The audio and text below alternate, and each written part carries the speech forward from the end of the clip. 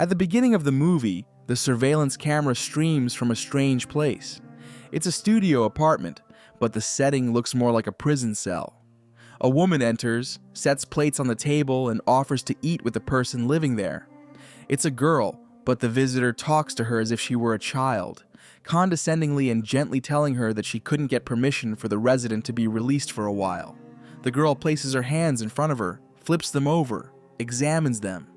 A second passes, and she sweeps the dishes, jumps on the table, and plunges a knife into the woman's head. She screams in horror and pain. A girl named Lee is driving down a rural road, listening to an audio recording. A male voice announces that during a genetic experiment, there was an incident with a test subject. His corporation invested huge amounts into the project and now has tasked Lee as a risk management manager to inspect the problematic laboratory.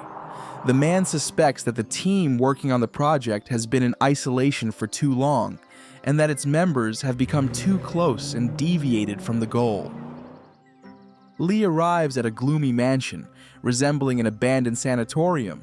She's greeted by the project leader, Ted, who flatters the important visitor and leads her to her assigned room with a bathroom. Hiding in the shower, the manager reports her first impressions over the phone. The same male voice gives her full freedom to act, but asks her to preserve the experimental subject. Lee leaves the bathroom, and on the bed sits a girl, carelessly going through her documents. That's how she meets the neuropsychologist Amy.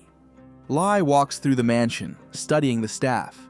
She notices that the dietitian, Skip, keeps a gun in the kitchen. In one of the rooms, a woman lies on a bed, her eye covered with a bloody bandage. It's Katie, who was harmed by the girl with the knife. Strangely, she tries to justify the attacker, calling her Morgan. She says it's her fault because the girl was stressed, and she acted recklessly and lied to the girl. Lee sharply responds that Morgan is neither a girl nor a person. Katie argues and says that she can see straight through her. Behind her sweet smile, there's a killer instinct. Lee is reminded of the essence of the experiment by Dr. Ziegler. They created artificial DNA, used neural networks, and added an element to accelerate the organism's development. As a result, they got a hybrid. This is Morgan. The infant was already walking and talking at 1 month old, says the scientist proudly. Now, the biorobot makes decisions for herself and uses complex behavior models. The attack on Katie, Dr. Ziegler believes, happened because Morgan got nervous since she was forbidden to work with the neuropsychologist Amy, whom he calls ecotherapy. Ziegler is sure that everything can be fixed by reprogramming the hybrid. Lee visits Morgan. She's locked in her room, separated from people by glass. She plays chess with herself and listens to an opera aria. This pale girl, almost expressionless, with big eyes that seem detached, knows why the manager is here, to assess her suitability for mass production. She says she didn't want to hurt Katie. It happened by accident. She's very sorry. It's unpleasant. Morgan lists the emotions she supposedly feels, but her face remains expressionless. Lee says they'll discuss everything tomorrow during the psychological examination. Morgan is left alone and remembers her sessions with Amy. It turns out ecotherapy is just walks in the forest, getting to know living nature. Soon, Lee has dinner with the team. She dryly states her task, to assess the investments and profits. In contrast to her, the in-love employees, Darren and Brenda, say that Morgan brought them together and call the bio-robot their daughter. They mention that the girl is only 5, still learning about life, and has the right to make mistakes. Lee cuts in, saying she has no rights. Ted admits that they've all subconsciously humanized Morgan. Another woman joins the dinner, Dr. Chen, the project's technical director. She reminds them of the previous experiment, which led to the death of 2/3 of the staff. The doctor says it was a lesson, showing how costly a wrong decision can be. Dr. Ziegler assures her that Morgan is much more advanced than those primitive test subjects. Chen comments on the walks with Amy and asks a rhetorical question. What is the most cruel thing you can do to a prisoner? Bring him to the window, she answers herself. Lee watches a video of Morgan playing with Amy, She literally comes to life with the neuropsychologist, moving actively, showing emotions. The manager goes out to the terrace to take a break, and Skip offers her a drink. He asks how she chose such an unusual profession. Lee stays silent about it. The dietitian admits that while Morgan feels like family here to everyone, he still gets chills around her. A couple of minutes later, the man tries to kiss Lee. He complains about the boredom, sitting in the wilderness and cutting the crusts off bread for the bio-robot. Amy goes to visit Morgan before an important day. She prepares her, saying everything will be fine since she just needs to be herself. The bio-robot asks her to tell her about the forest lake they never got to visit. The neuropsychologist softly describes it as earthly paradise. Morgan lies down to sleep and remembers how, during a walk, she and Amy saw a doe lying with a deep wound in her side. She strokes it, and the animal trustingly lowers its head. Suddenly, Morgan breaks the animal's neck. In the morning, Dr. Shapiro arrives to conduct a psychological examination. He dismisses the warnings about Morgan, saying she's no more complex than a microwave. The doctor insists on being allowed to meet her face to face for better contact. During the conversation, Morgan notes that she doesn't consider herself human. Shapiro provokes her with questions. The bio-robot freezes and looks at her palms. A moment later, she lunges at the psychologist, biting off a chunk of flesh from his throat. Darren tries to shoot her with a tranquilizer dart, but Morgan kicks him in the face. Lee intercepts the gun and chases the test subject. Morgan breaks out into the street and freezes, her eyes filled with wonder as she gazes at nature, and human blood drips from her lips. Lee shoots at her. Morgan wakes up on the lab table, tightly bound. The manager says the experiment is over. Ziegler protests, but Chen supports the decision. They start mixing chemicals for the lethal injection.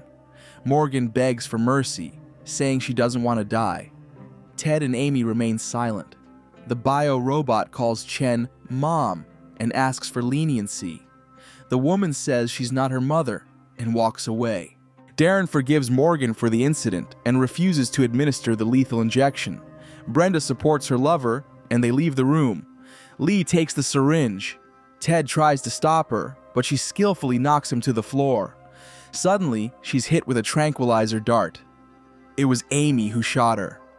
Lee regains consciousness in Morgan's room. Ted is behind the glass. He says he wants to convey his position to the management. Meanwhile, the staff is frantically packing up. Darren unties Morgan to take her with him. But as soon as she stands up, the girl strikes him in the face, grabs the syringe, and injects Darren with the lethal drug. As the enraged bio-robot moves forward, Ted appears in her path, but she deals with him in the blink of an eye. Morgan finds Amy, whom she considers her only friend, and pulls her out of the house, practically dragging her by the hand. They see Skip.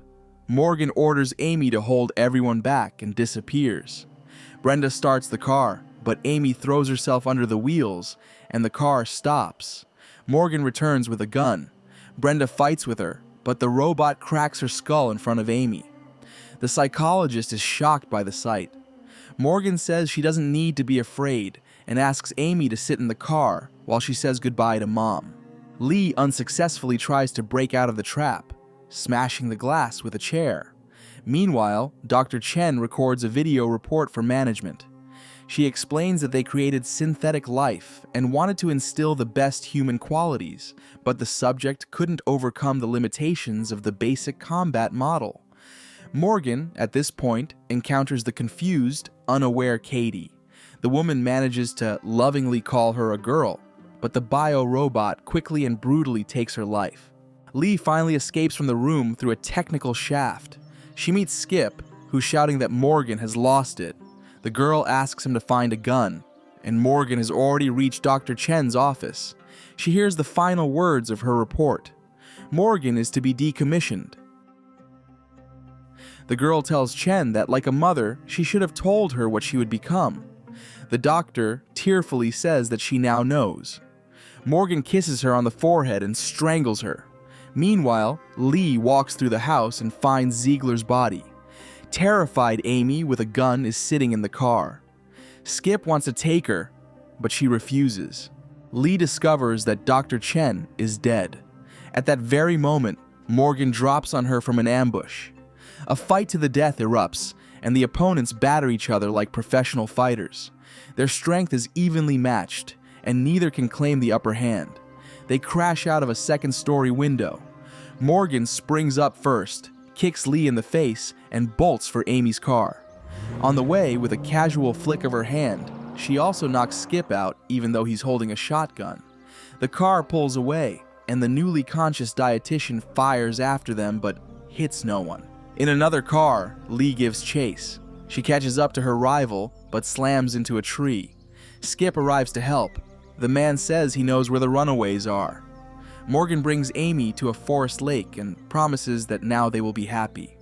She touches the water, takes in the scenery, and says she feels as if she's come alive. However, the idyll is shattered by a gunshot. It's Lee, sneaking through the woods with a rifle. Morgan turns on reflex and charges at her.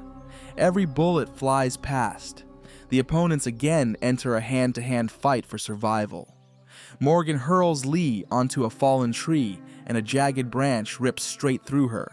Morgan returns to the lake and suggests to Amy that they leave, but the doctor suddenly points a pistol at her and, almost in tears, begs her to stop killing. The bio-robot's face is stone. She takes a few steps toward the neuropsychologist, and then Lee appears. She knocks the robot into the water, holds her under, and after a few moments, it's over. The Lake of Dreams holds a lifeless body. The manager takes the pistol from Amy, and the doctor, relieved, follows her toward the car. But then Lee turns and kills her. She meets Skip and shoots him too. Soon, imposing men in suits discuss Lee's work. They note that she handled it perfectly. She carried out every instruction without hesitation, and the casualties were inevitable. Meanwhile, she sits in a cafe with a serene expression, as if nothing had happened. The men decide that the current project is a dead end. The prototype turned out emotionally developed but unstable. The best is the enemy of the good, they conclude. They make robots from the previous series the priority. Lee is impeccable, one man says. And in the cafe, she lays her palms on the table, flips them over, and studies them closely. This is the end of the film. Thank you all for watching this video to the end. Give this video a like. Write in the comments what you think about this film, and see you in new videos.